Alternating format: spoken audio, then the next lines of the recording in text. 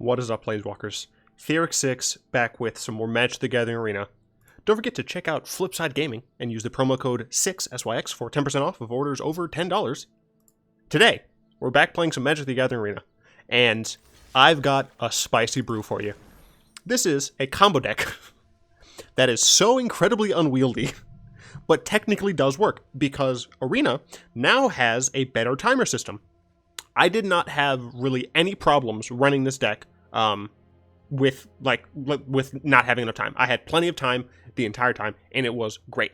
The difficulty I have is this deck's deck rating is so low that if you take it into best of one, you're almost always going to come up against Boros Aggro. Boros Aggro crushes this deck because of the fact that we have essentially no removal in the main deck. And very limited removal in the sideboard. So this is actually one of the decks that is a meme that I think is better in best of three. Not because it's like the deck is relatively easy to sideboard against. Your opponent just brings in a bunch of counters and or removal. But the reason it's better in best of three is because you get paired against non-Boros aggro decks.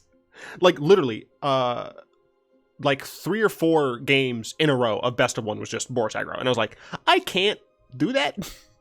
So, yeah, this is a weird combo. I guess I'll explain the combo. So, what you need a large number of things on board, but some of the things can be in the graveyard. So, the combo consists of having a Skirk Prospector, a Goblin Warchief, a Squee, the Immortal, a Teshar, and one of these two cards. They need to be on the board at some point during this. What happens is Goblin Warchief makes your goblins cost 1 less, so Squee now costs 2. These both cost the same, but it doesn't matter, because when we cast Squee, we get to return one of these back to the battlefield. When we do that, we will have Squee and either 2 goblins or a goblin and a treasure. Then you can sack Squee and either one or both of these goblins, as well as the Wily Goblin and potentially the treasure, to get more mana. If you have Goblin Warchief out, obviously this only costs 2, so you sack Squee, sack Instigator in the token, you have 3 mana, and then you pay 2 for Squee, you have 1 mana left over, and you repeat. Or, you can have infinite 1/1 Goblin tokens, well, technically not infinite, you are still limited by time, just you have plenty of time to make enough to be able to attack for lethal. Or, you can do the same with Wily Goblin, except you can't make infinite creature tokens, you can make infinite treasure tokens. You don't need the Warchief in order to make you would need the Warchief in order to make infinite mana and tokens, but you theoretically can do this loop without the Warchief. You just don't get any benefit out of it because you don't get extra resources. That said, there are a lot of interconnected pieces that are really difficult for me to explain. But for example, if you have this combo on board and you are able to make infinite mana, you can use some of that to cast Squee and then get back Militia Buglers to search for any missing pieces potentially, or specifically a Dark Dweller Oracle, so that you can start casting things from the top of your deck. But yeah, so this is the combo. The main way the deck wins is with Instigator making infinite tokens, and since Goblin Warchief gives all your goblins haste, this will have haste. All of the tokens will have haste. So what you end up doing is you sack these two to Skirk, you cast this, get this back, get a token, sack this and this, etc., etc. It's like a 5-card combo, but there is a decent amount of ways to dig to them. Specifically, Militia Bugler hits every creature in the deck, including other Militia Buglers. So this card is the strongest card in the deck. It's the linchpin that holds it together, because against aggro, it can block. Against control, it can pressure them to actually do something on board if we're just twiddling our thumbs. Yeah, this card is very important. Board the Weatherlight only hits Squee and Teshar. However, because Squee and Teshar get hit by both of these, we are only running 3 each instead of 4 each. I found with this setup, you should be able to get this relatively consistently, this package. We are running 3 Revitalize to gain some life and as well as draw some cards, and then 3 Tormenting Voice to draw more cards. A single Banefire and a single Dark Dweller Oracle are things that we can get with either Militia Bugler or by Dark Dweller Oracling. Once we have out a Dark Dweller Oracle, we can have that infinite mana and start sacking the Squeeze in order to get Banefires in order to Banefire our opponent for lethal. You can also get to the treasure map in order to like set up for following turns. But the main way that this deck wins is with Goblin Instigator. These extra things are just kind of you know, maybe our opponent is holding up Settle the Wreckage mana, and we think it's safer to go for Banefire. If you have enough time to do that, that's great. You won't always, of note. Treasure Map or Treasure Cove works relatively well with Wily Goblin in that over the course of several turns, if you don't have Goblin Instigator yet, you can make a ton of treasures and make it so that you're going to be able to draw things. Yeah, as you can see, the deck is incredibly streamlined game one, which is unfortunate because this should be a deck that's played in best of one. However, it's hard to do that when it's nothing but Boros aggro, but it's really hard to sideboard because we have such a streamlined system here. What I usually end up doing is against super heavy control, I'll end up cutting out a little bit of the Board the Weatherlights because these are probably going to die anyway, and we're less likely to be able to combo them off efficiently. So we just want like threat dense. And then against like aggro, then we cut out things like Tormenting Voice and Banefires because those are a little slow. But yeah, so our sideboard is 3 Lava Coils for specifically targeted things like Phoenixes, 1 Makeshift Munitions just in case our opponent is running Sealaways or Settle the Wreckages, Diamond Mares against super heavy aggro. We are casting a bunch of red, so making infinite like life gain means we pretty much win that matchup. Sorcerous Spyglass is a card I love. Legion Warboss, we bring it against control because it's a really nice early aggressive card, and it gets found by Militia Bugler for what it's worth. It also makes tokens for Skirk Prospector. Chance for Glory, it's a joke. You might bring it in against control. I don't know. I just wanted to play it. Deafening Clarion against aggro. Same with Settle the Wreckage. Settle the Wreckage, you can also bring it against the Golgari midrange decks, and Ixalan's Binding, mostly against Golgari midrange, as well as some other like midrange and control decks. I thought about going into Quick Constructed, because that would potentially lead me to not see as much like ladder fatigue with the Boros aggro, but I didn't really want to go in there knowing that everyone's probably playing like really strong decks. So this is me in best of 3. Going up against Vapor Act. Strange. I'll go ahead and play first. This is unfortunately a bad hand. We are running 24 lands. Really? This is like just the same hand, but worse.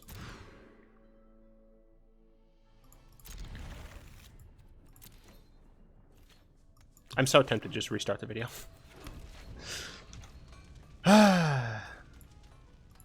One land, 5 lands. Oh, and we're against Boros aggro anyway. I'm not dealing with this. I'm also not restarting the video. Have a free win, my Boros aggro friend. Stupid mulligan. I don't care. Let's hop into a different game.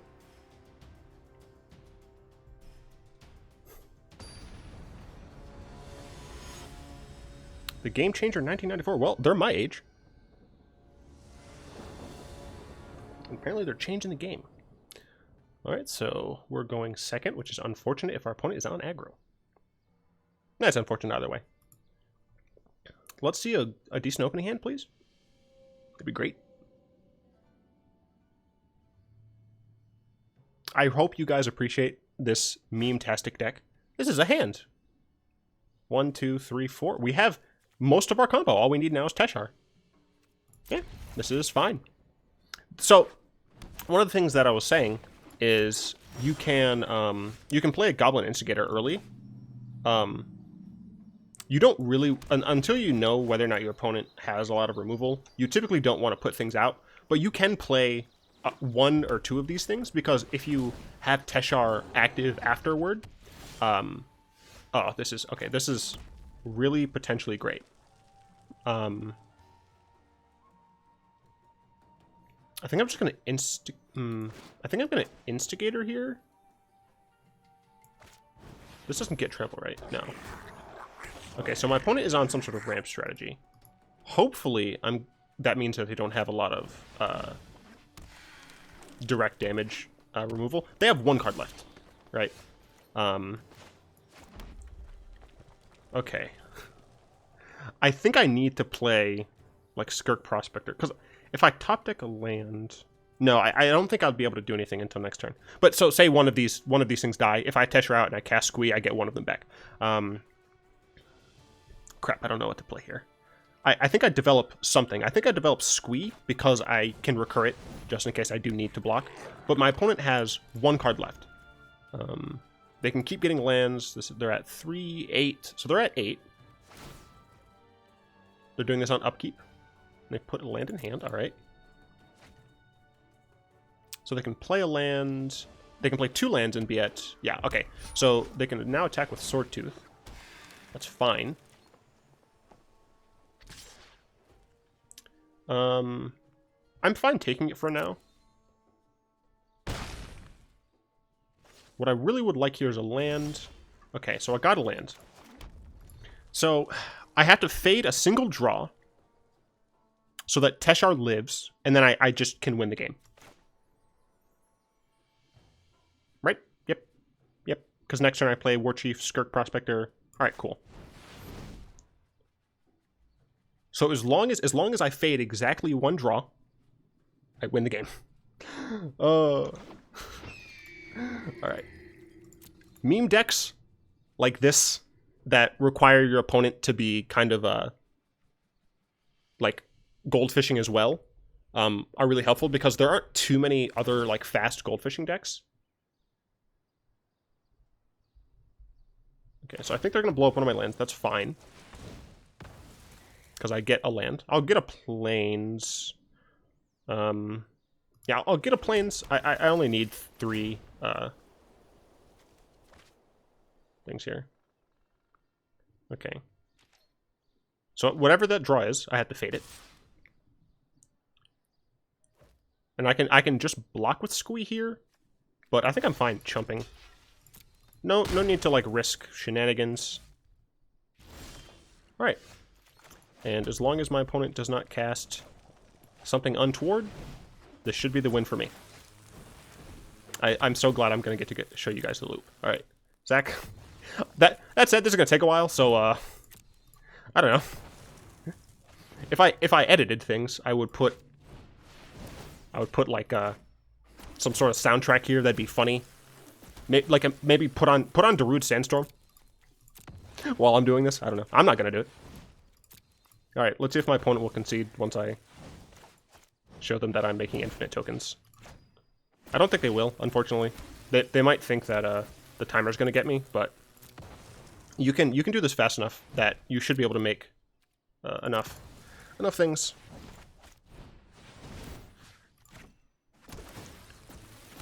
This is just StarCraft practice. Got to get my APM up. I should just use the spacebar, shouldn't I? The spacebar what does the thing? I think it is. Nope, it won't let me do it. I tried to use the spacebar, it didn't let me. That's fine.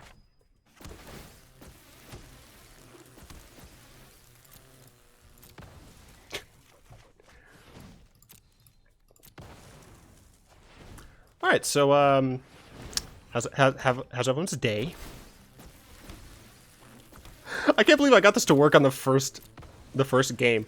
Last game doesn't count. That wasn't real. No one saw that. Oh my gosh. Yeah, but as you can see, I'm not yet having any timer problems, and I'm about halfway there. Not exactly halfway there, but just about.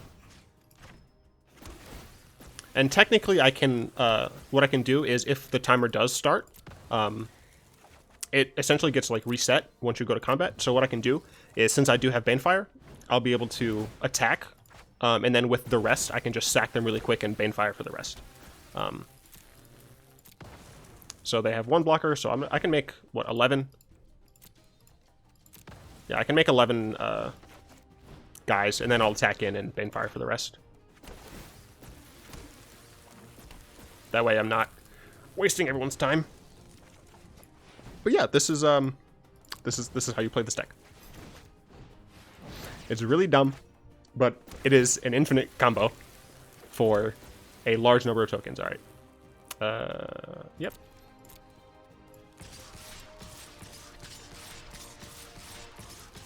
And I will attack with Squee.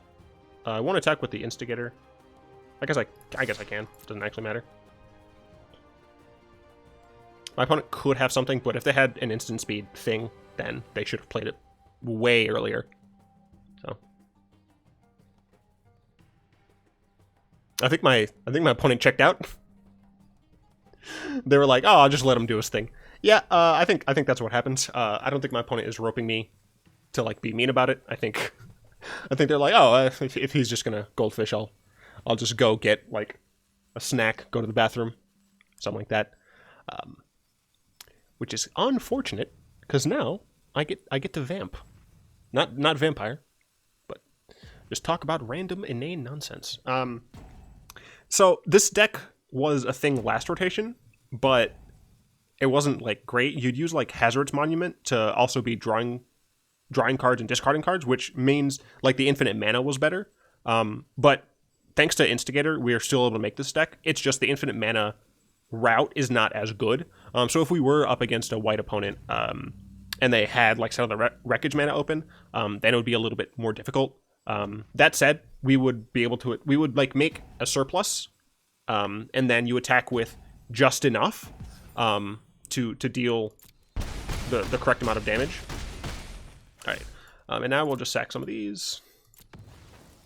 You deal just enough damage, and then if they did settle you, then you would end up getting a lot of stuff out of your deck.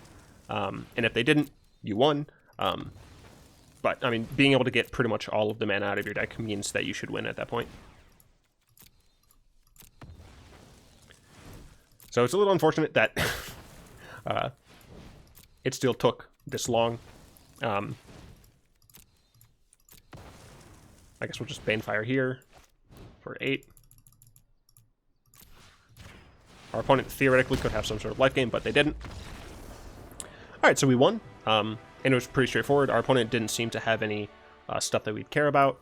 I don't even think that there's anything really that we need to worry about that we saw game 1. Ixalan's Binding, maybe we could bring in just to deal with Wayward Swordtooths, but I don't think that that's going to matter too much. Chance for Glory might be a thing, but you know, we won game 1. I don't think we necessarily need to do anything markedly different, and I don't want to. Whenever you can, try not to sideboard. If you think you're going to need to sideboard, definitely do it. But in this specific situation, right, like my opponent didn't seem to be attacking me on any axis that I really cared about. So there was nothing that I really felt I needed to bring in. And of course, our opponent might still be gone, or they might just be a little annoyed. So.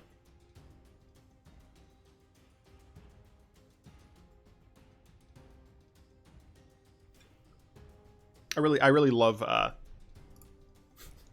this stupid nonsense deck, because I was looking at the deck when it was in Standard last, and I was like, wait a minute, this is still a thing. Am I able to still play it? And I was looking up deck lists, and all I found were the Hazoret Monument version. I was like, well, I guess I don't really have a way to draw any more cards, right? Like, there's nothing I can do to mitigate that. And I was like, well, these.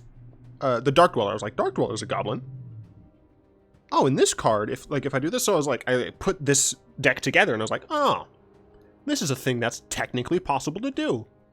So I spent a little bit of time getting the deck list to my liking, and this is it. This is not a good deck in that it requires way too many moving parts, and if you don't sequence properly, then you can just lose, right?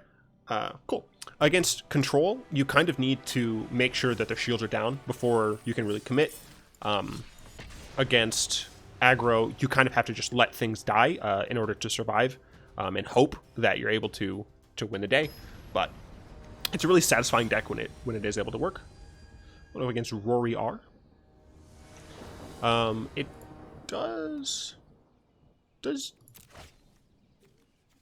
uses relatively few rares, I think. You have Squeeze. Is Goblin Chieftain a rare? That might be a rare. You have Banefire. No reason to play out the Prospector. We're fine with playing out the Instigator. that's a card we're fine playing out. But no need to endanger the Prospector. But the Instigator we can get back if we need to. Looks like we're up against Boros aggro, unfortunately. Yes, it's Jeskai. Alright. This is potentially fine. Drawing a little too many lands. But, so we have some nice pressure on them. Fortunately, we did whiff, but there was 3 lands there, so. We do have decent-ish pressure on them. Obviously, they can wipe this away. Enigma Drake, alright. That's totally fine with us. A Squee is nice here. And we are just going to attack in. They can block, but we still get some damage through. I do think it's correct to just Militia Bugler. Just to try and get some of the remaining pieces. And we'll go ahead and get a Warchief. Our opponent doesn't know about this Warchief now. But all we need now is a Teshar. And our opponents to put their shields down, and we should be able to win the day. And even if they don't do that anytime soon, we have a decent-ish board presence here. They could settle us here, which would suck, but that's fine. I'm really fine with a settle. Yeah. This takes a lot of the mana out of our deck.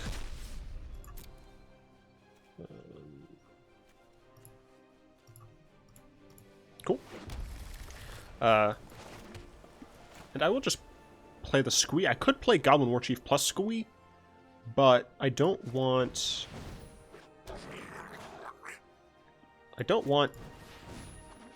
bad things to happen. Again, I'm fine playing the Instigator, because if that's in the grave, I can still technically get it back out. All I need now is a Teshar. So yeah, I will need my opponent to... Oh, my opponent missed 2 lifelink there. Yeah. So I need Teshar. Teshar here would be... Oh, okay. Do we win? Do we have enough mana? Crap, I don't think we do. 4... 1, 2, 3... 1. I'd have to sack the Warchief. No, I don't think we have enough mana, which really sucks. Because I don't think that I can play out like any of the combo pieces. I guess I could play Squee here, but then I don't get the Instigator back.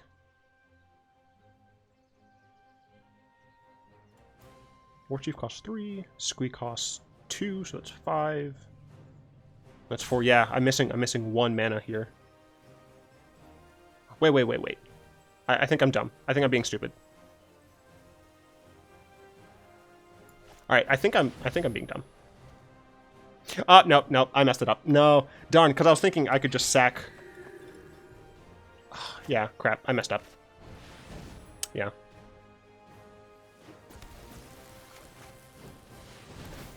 I did a dumb.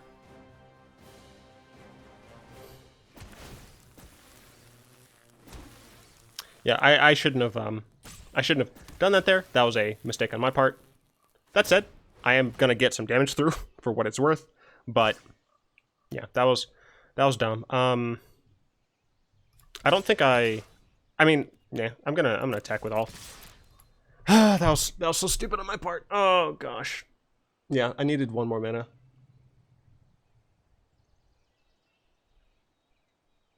If my opponent doesn't have removal, I attacked with everyone. Excuse me. Don't appreciate this.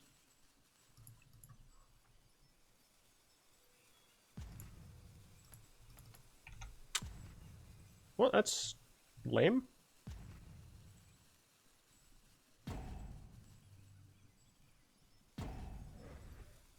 Reconnect, please. Maybe everything will be back in my hand. Not gonna lie, wouldn't mind. Yeah, that was definitely a mistake on my part.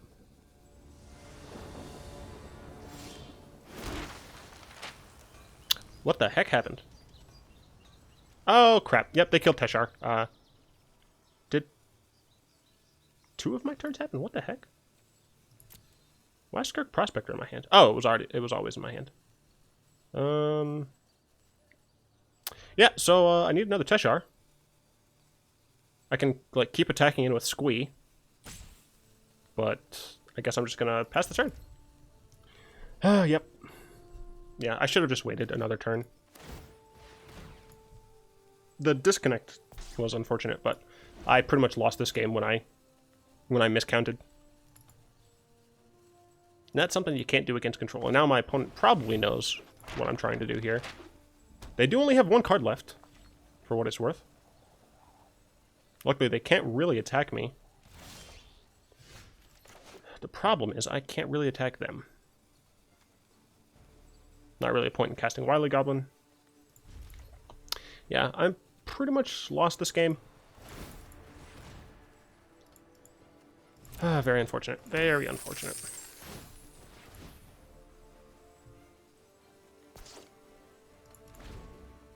This is the Drake version, so we definitely want to bring in our Lava Coils. Try and get as much information as we can, yeah.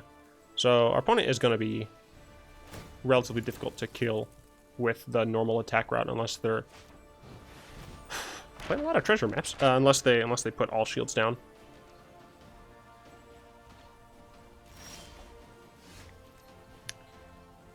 Just keep passing the turn.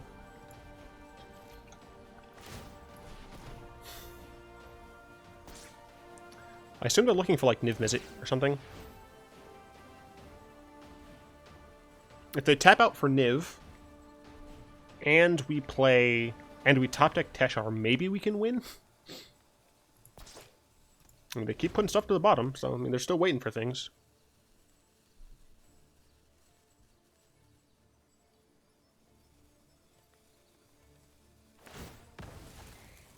You know, problem is I think my opponent knows what we're doing now. So Phoenix I'm fine with. I mean, my opponent has counterspell mana up.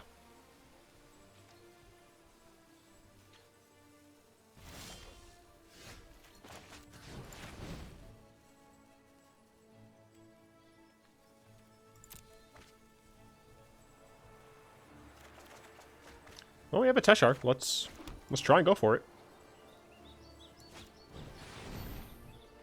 See if they have the counter. Yep, they have the counter. Dang. Okay, it is not countered. Let's go for the Skirk Prospector. Okay, let's see if this works.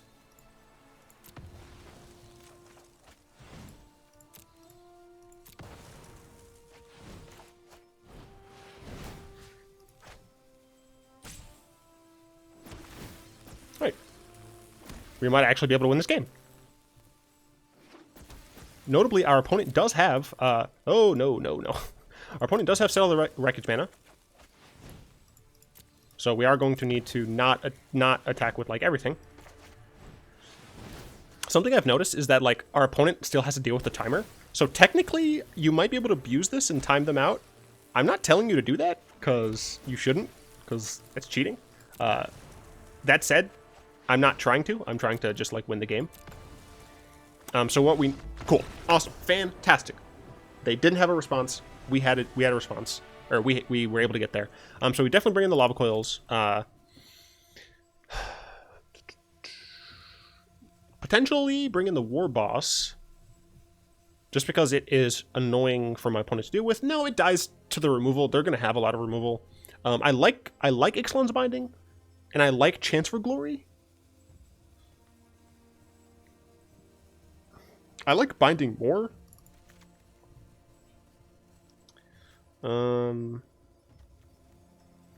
As I said, it's really hard to sideboard because no matter what you do, you're going to be thinning the crap out of your deck. Banefire, I think, is really important. I think we are going to have to hope for that. Treasure Map as a grindy card. Let's drop Treasure Map. Let's drop Weatherlight. I guess we drop all of the Weatherlight and try it like that. So we bring in a little bit of removal and try and just kill them with Buglers and early game Goblins. And if we are able to combo, then we can. I think that's the plan.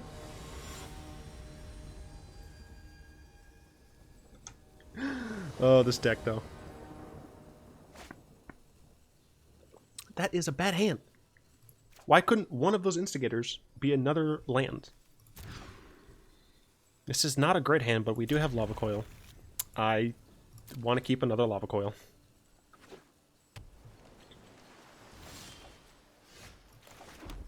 So, once again, we don't really want to play out the Prospector here. Yep, sure. So we're going to be able to kill his Drakes and his Phoenixes. So as long as we end up drawing some sort of pressure, we should be okay. Obviously, our opponent's long game is probably better than ours, just because of the fact that they're likely playing, you know, things like Niv Mizzet, potentially Planeswalkers, things like that I didn't see game one. But we'll see what they end up doing. I would love a Plains. Did not get it. I could Skirk Prospector here, just so that next turn I can Squee. I don't think that's really strong. Thinking back, I probably should have. I think in some matchups, specifically matchups like this, you don't necessarily want to try and go for the combo. But I'm fine that I didn't, because I'm just going to coil that. And that's why we're running coil specifically. I'm fine having this enter tapped. Once again, I could have, I guess, played the Skirk Prospector just so we could Ixalan's Binding, but yeah, here we're fine. Here we're fine just Revitalizing end of turn. Not really a reason necessarily to play Squee just yet. Obviously they can counter it. Even if they syncopate it, we can play this from exile as well. So Squee is like our easiest to utilize threat. We can just keep playing it and attacking them with it. No matter what happens to it, we'll be able to bring it back. I do think we will just... Oh, we can actually discard Squee, which is really awesome. This is one of the things I did forget to mention in the DeckTech, is that you can use Squee with Tormenting Voice. We didn't lose any value there, because our plan was cast Squee and Tormenting Voice. Now we can do both. So no matter what happens to Squee, we'll be able to cast them still. So this is just a threat that's going to annoy our opponent. If they play a Planeswalker, we have Binding. If they play another Drake... so we can Binding their Binding, which isn't what we want to do. And notably, we can't... So the way this works is, like, we can't cast it. If this were a Conclave Tribunal, then we would. But it's not, so we can't. I do think I just Ixalan's Binding under their Ixalan's Binding. Yeah. And we want to do it now, because we don't want this to get countered. I assume my opponent is running other Ixalan's Bindings. Yeah, I can't play a Goblin Warchief, so I'll just have this enter tapped. So yeah. So now they can't play any more bindings for the rest of the game. Hopefully they're not playing also like Tribunals or something. We did have to use that there, which is unfortunate, because now they can play something like a Niv or a Teferi, and we have less of a way to deal with that. That way, that said, if they did like tap out for a Teferi, I could just play some hasty Goblin Boys. Could play Warchief there. Maybe it was correct. Not entirely sure. But like, essentially, no matter what, we're going to be able to keep recasting Squee.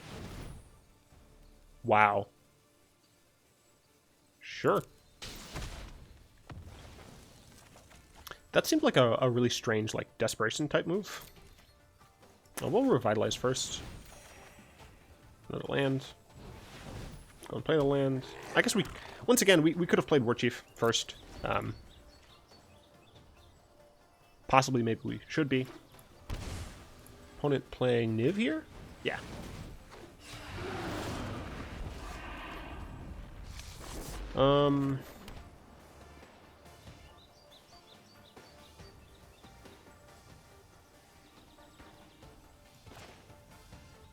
This kind of sucks, but I think we kind of have to do it.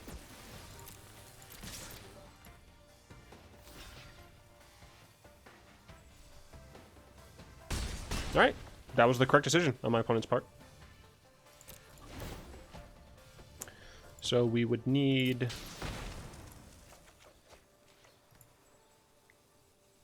Yeah, it's unfortunate that we didn't have the combo, and that we had to use our Ixalan's Binding.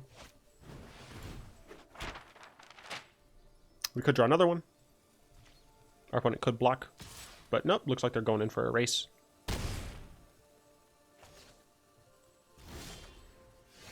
Dark Dweller is good.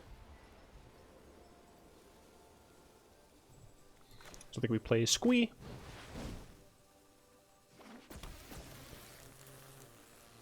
Part of me wants to save Dark Dweller. Unfortunately, I think my opponent does have Settle the Wreckage.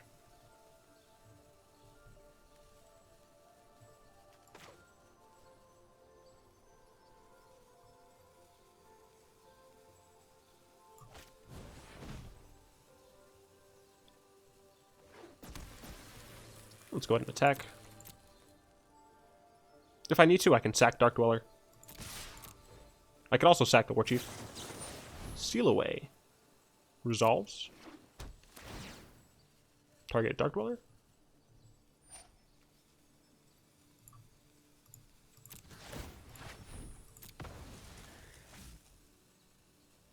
You definitely gotta wait until it resolves. Wily Goblin, not great, but I can cast it. And I might as well cast it, otherwise it just stays exiled. Gives me a treasure, but treasure's pretty much useless.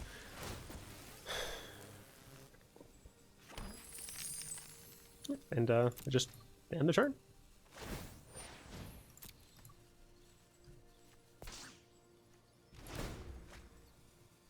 So of note, if I do end up getting Teshar with my opponent functionally tapped out, I can still go through my entire deck. If I get Teshar out, I can Skirk Prospector, cast Squee, get back Goblin Dark Dweller, use the combo with Wily Goblin and Squee to make infinite mana, use that infinite mana to keep sacking... Well, Wily Goblin is now dead, so it's a little less possible for me to do that. We're still not technically screwed. The deck is relatively resilient in that Squee pretty much can die all the time. And I don't care what happens to Squee. We do hold these things for the most part. But opponent still has Counterspell open. Teshar. Would I be able to do it here? Well, I didn't get it, so I guess it doesn't matter.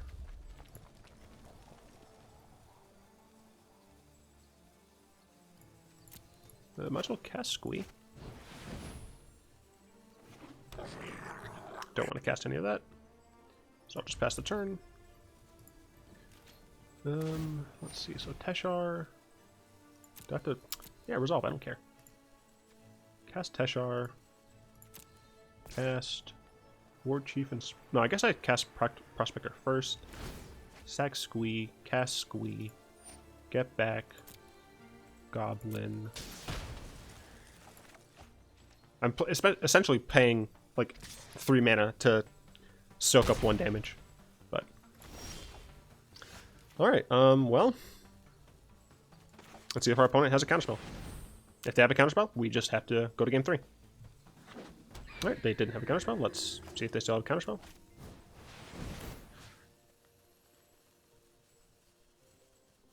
Go with Wily Goblin.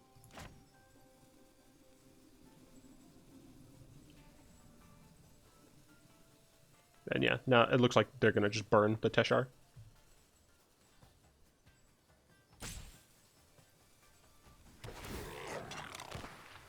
And it looks like they have some way to deal with this, so just waiting for them. Alright, we have to play the Prospector. I assume, like, at some point they're going to do something. Like, they keep looking at their hand, they're like, when do I enter?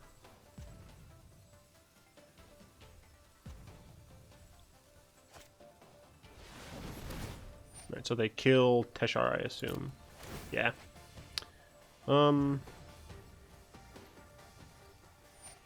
Unfortunately... Yeah, unfortunately I think that is the end of that. So we will go to game 3.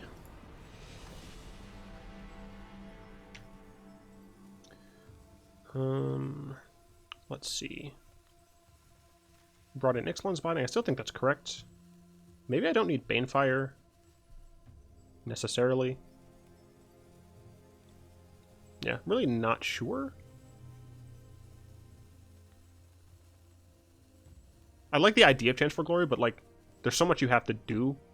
And if they have Niv out, and I chant for glory, then like they can still kill something in response.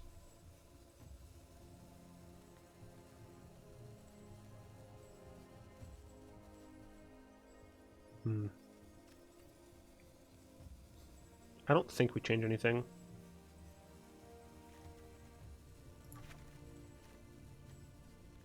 I was gonna take out a Tormenting Voice, put back in a board, but this is fine.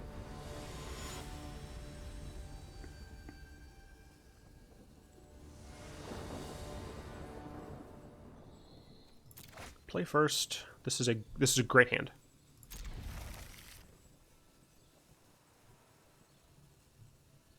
It's missing interaction, but it is decent. Because we can instigate early, start pressuring them. That's another piece of the combo. So we can Instigator into Squee.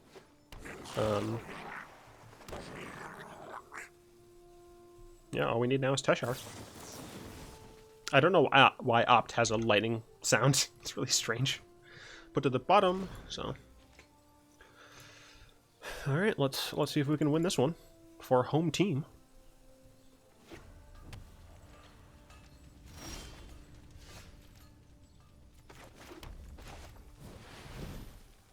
Could have played Warchief, but I think that is ill-advised. If Squee dies, not too bad. If only Instigator is in the graveyard, also not too bad. Opponent running back some Ops. Again, scroll to the bottom. Really searching for interaction, I assume. I assume my opponent is just looking for ways to deal with my nonsense. Enigma Drake, sure, it's a 2/4, so I can't reasonably attack with anything. Revitalize is fine here. I can Wily Goblin if I want. Do I want? Might as well, I suppose.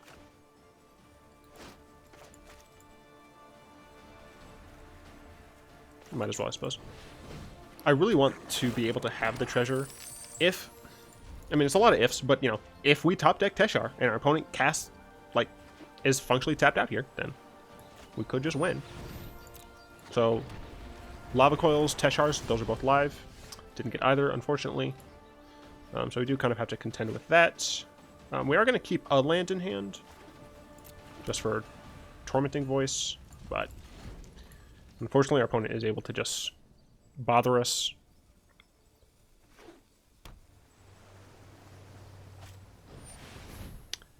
Binding is unfortunate. I guess that's potentially a reason to play out Prospector.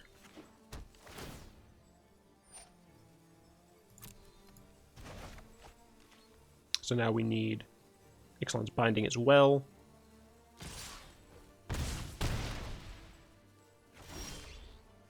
Of course, now we draw Teshar. That's really frustrating. The problem is I don't think I could have risked Prospector there. Yeah, I mean, there's not really anything I can do. I can attack. I guess now I do play the Clifftop, because I want to be able to cast... I don't even think I'll be able to Binding and cast Teshar. Yeah. The fact that they had exactly Ixalan's Binding, and... yeah, I mean, it was the fact that they had exactly Ixalan's Binding, so... very unfortunate. I mean, Bugler I don't think can get me anything.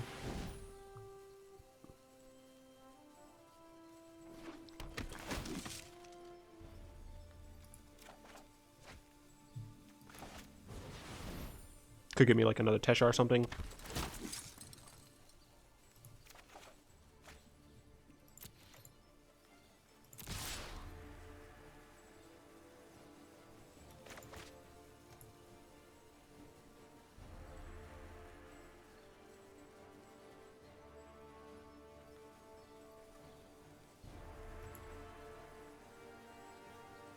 We got it off once it gets control.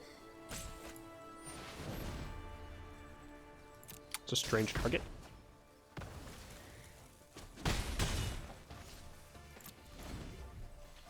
But we are probably dead.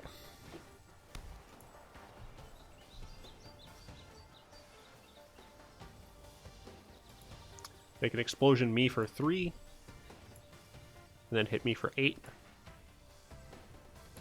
which would be lethal. I thought that's what their plan was.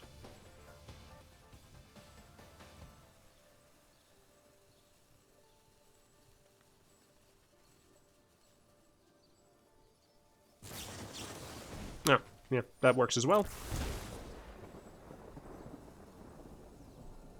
Just the burn plan. Do not have another piece of burn? Alright. Literally could have just copied the shock. We got some wins. I showed off what the deck does, which I think is important. It is a very hard deck to pilot. I'm certain I made mistakes somewhere.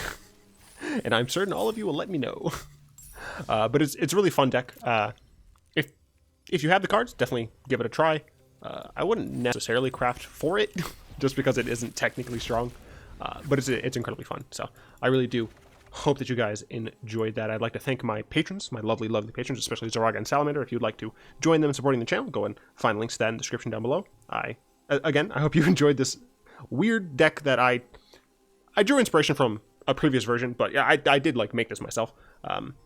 If you did, go and tap that like button, add a subscription to your mana pool, and cast a comment in the comment section down below. And until next time, I will be one.